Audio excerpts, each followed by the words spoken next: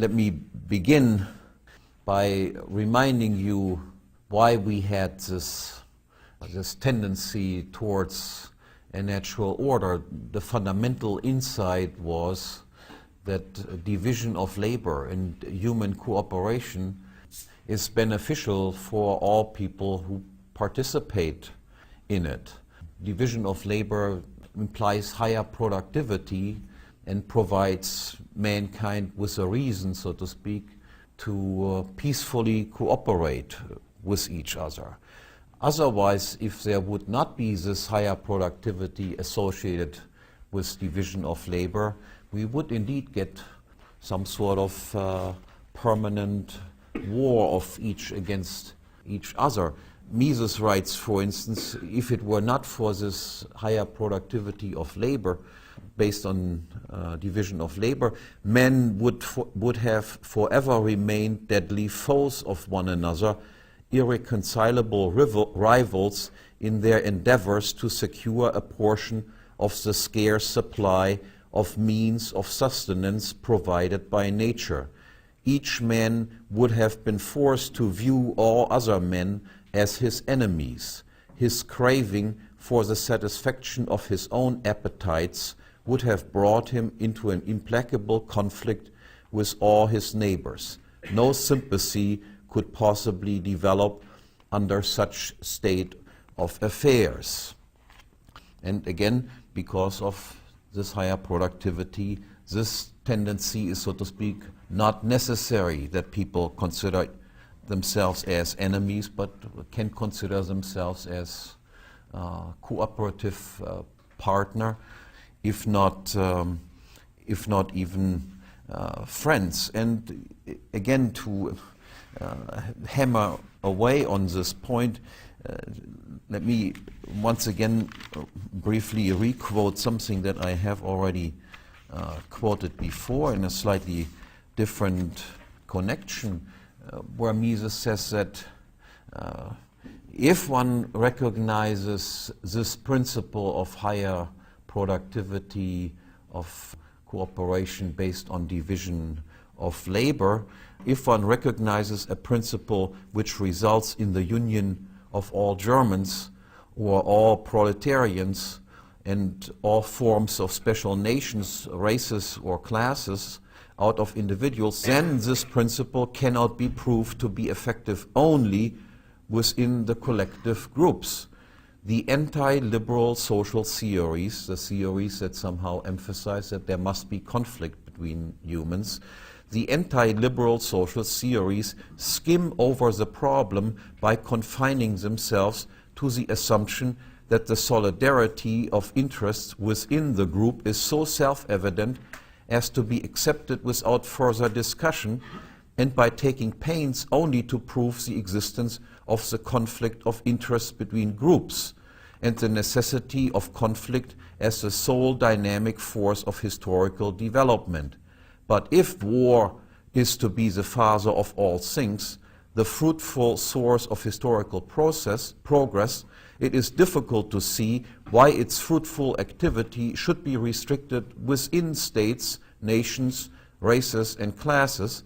If nature needs war, why not the war of all against all, and why merely the war of all groups against all groups? Now, so far, I have concentrated in all of my talks, with brief deviations, on what we might call productive activities. And let me briefly explain again what I mean by productive activities in order to contrast productive activities from what one might call parasitic activities. Productive activities are activities that increase the well-being of at least one person, reducing the well-being of other individuals. You realize that by this definition, we avoid all sorts of interpersonal comparisons of utility. This formulation is similar to the formulation of the so-called Pareto criterion, that also assumes that we cannot compare my happiness with your happiness. And if we cannot compare your happiness with my happiness, can we still say something about social welfare increasing or not increasing? And the answer is yes, we can do this if we recognize that if my well-being increases and through my activities the well-being of others is not decreased, then we can indeed say that social welfare has increased. And there exist three types of activities that accomplish this. That is, making at least one person better off without making anybody else worse off, and in the following sense. An act of original appropriation, that is, I am the first person to put some previously unowned resource to some use, is, in this sense, a Pareto superior move. It makes me better off, otherwise I would not have appropriated what I appropriate, and it does not take away anything from anybody else, because everybody else would have had the chance to appropriate the same thing, but they demonstrate through their own activity that they did not attach sufficient value to it. They did something else. So nothing has been taken away through an act of original appropriation from anybody else, but one person is definitely better off. Nobody else is made worse off as a result of it. The second type of Pareto superior move is to engage in acts of production.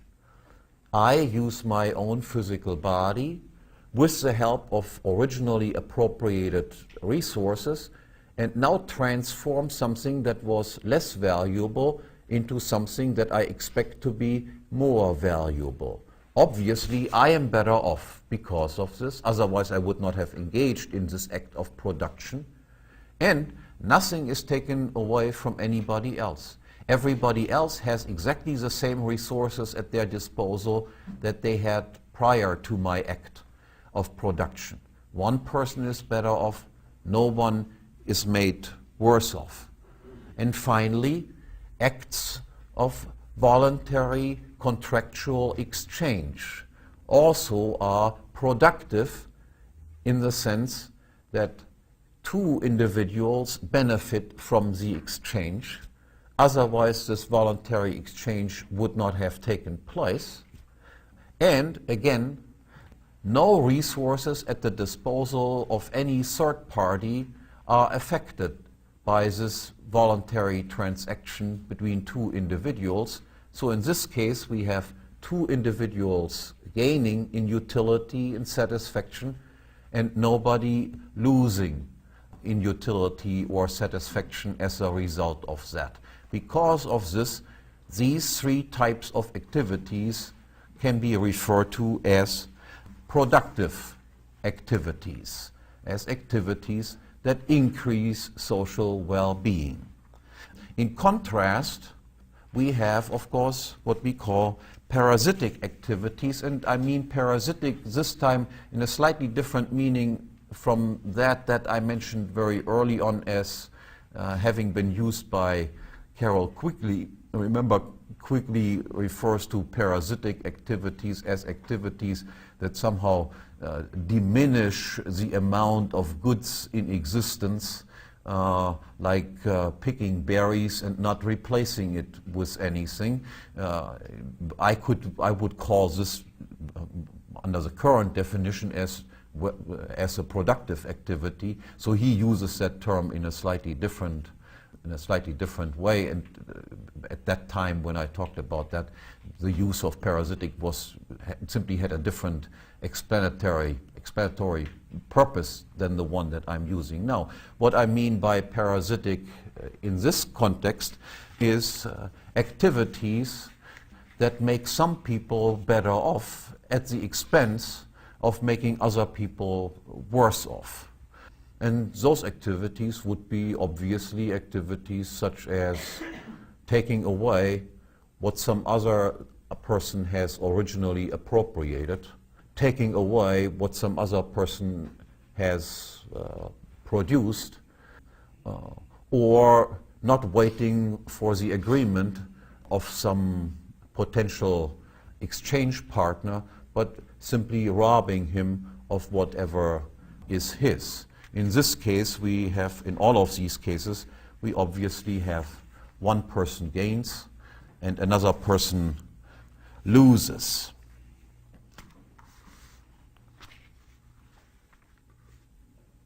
Let me briefly mention three typical parasitic activities that play a great role in history before I then come to a special form of parasitic behavior which is associated with the institution of the state.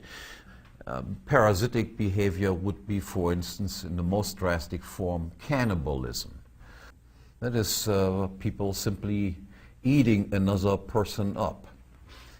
It was, again, insight and intelligence on the part of people that led to the abolition of cannibalism.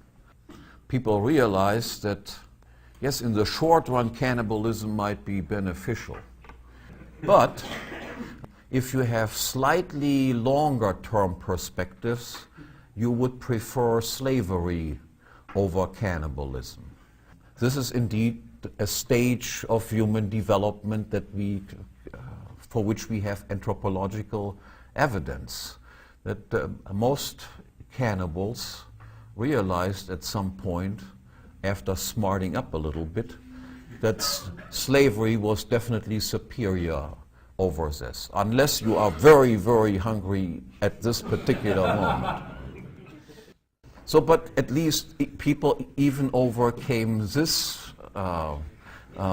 this delicious temptation and developed slavery. And again, it was rational thought, so to speak, that also overcame this institution of slavery, because they realized that slavery is, by and large, an unproductive system of human interaction.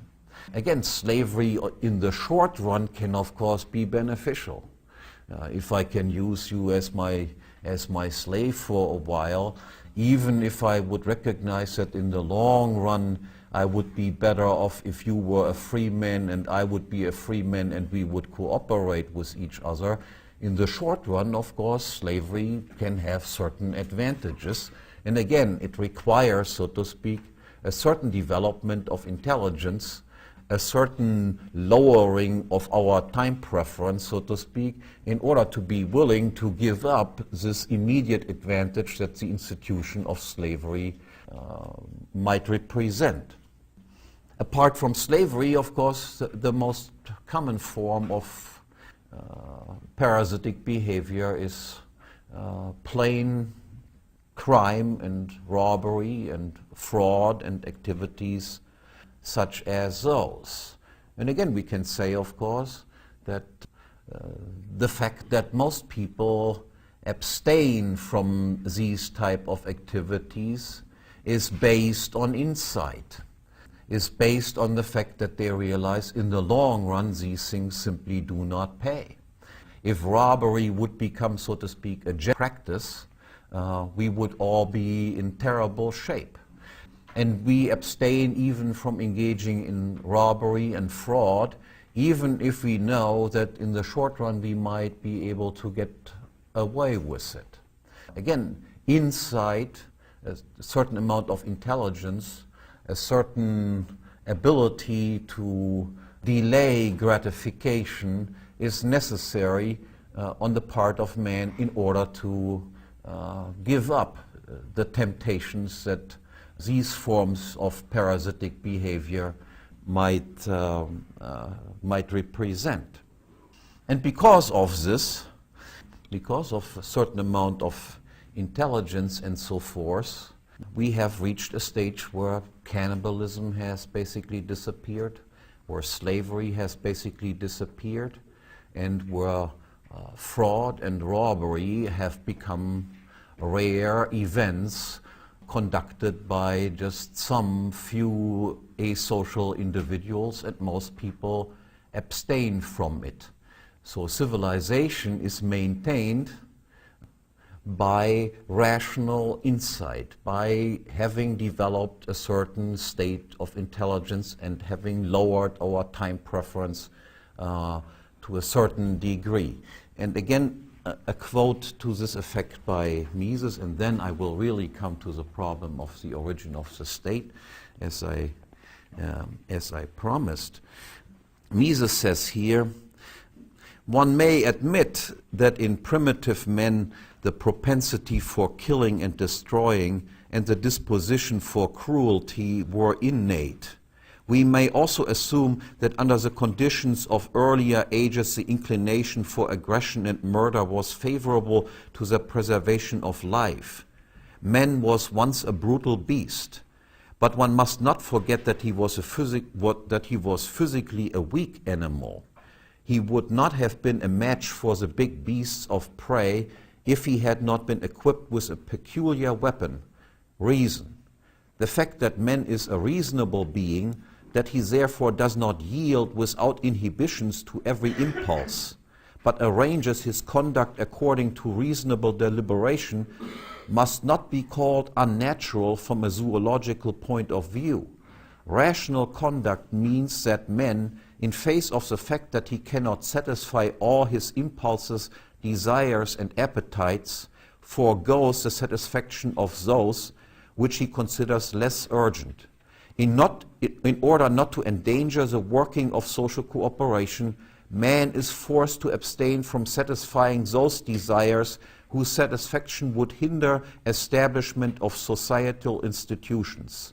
There is no doubt that such a renunciation is painful. However, man has made his choice.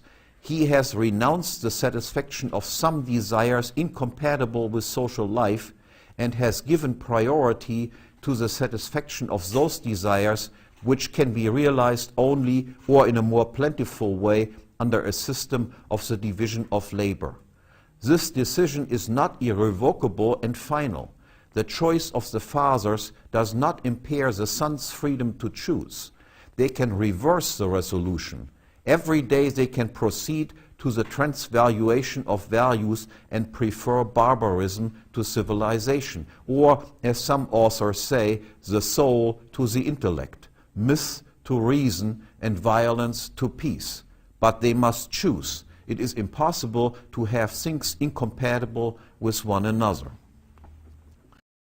Let me begin by reminding you why we had this tendency towards a natural order. The fundamental insight was that division of labor and human cooperation is beneficial for all people who participate in it.